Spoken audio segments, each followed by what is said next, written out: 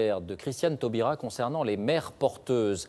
Hier soir à l'Assemblée, Jean-François Copé et François Fillon sont intervenus à leur tour pour accuser le gouvernement d'avancer, je cite, en catimini vers la légalisation de la gestation pour autrui. On parlait hier de l'Ukraine qui l'a déjà autorisé. Un autre grand pays a lui aussi autorisé les mères porteuses et depuis plusieurs années, il s'agit des États-Unis. Maryse Burgot et Laurent Desbois ont rencontré une famille homosexuelle qui a eu recours.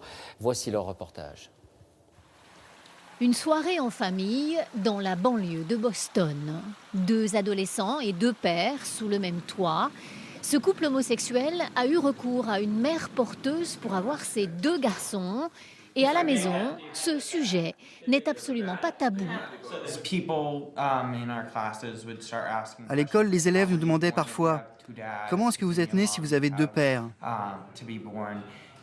Alors nos parents nous ont tout expliqué. On a demandé qui était notre vraie mère et on a même demandé à la rencontrer. Mais notre famille est ici et elle n'en fait pas partie.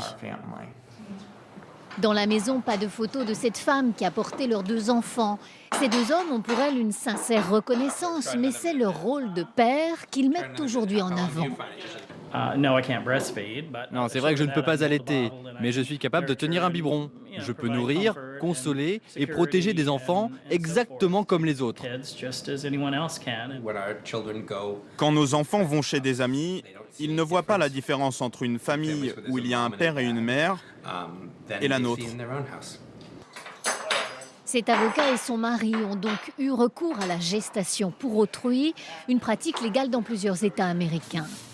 Précurseur, ce juriste a d'ailleurs créé la première agence pour aider d'autres homosexuels à fonder une famille. C'est merveilleux pour tout le monde.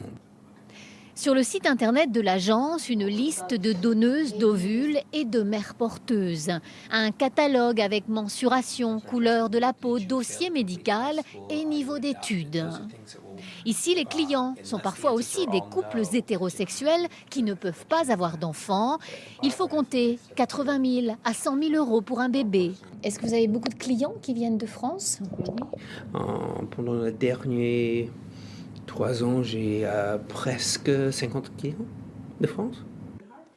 Aujourd'hui, 20% des couples homosexuels américains élèvent des enfants. À l'étranger,